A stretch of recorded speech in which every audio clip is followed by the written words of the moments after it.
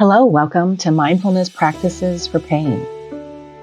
The purpose of this program is to introduce the practice of mindfulness as a tool for managing pain before and after your surgical procedure.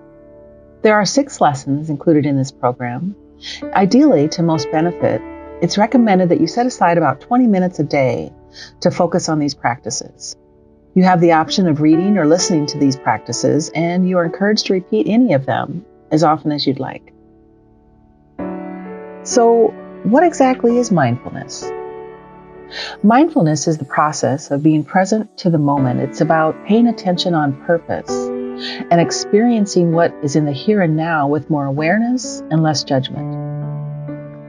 Mindfulness is a psychological technique. It's not associated with any particular religious beliefs. Mindfulness is a state of mind and a way of being. It can either be a formal practice, as in mindfulness meditation, or an informal practice in everyday life. While relaxation sometimes occurs during mindfulness meditation practices, this doesn't always occur. And it's not the primary purpose of this practice. The main purpose of these practices is to increase our awareness of ourselves and to learn ways of being more responsive and less reactionary. To be mindful means being aware of our thoughts and our current experience in a way that is observational rather than judgmental. Practicing mindfulness can help us with managing our pain for a couple of different reasons. First, being mindful means that we are bringing more awareness to the pain itself. Secondly, this awareness provides us with the ability to also notice how we relate to our pain. When many of us experience pain, we often judge it as bad or something we immediately want to get rid of.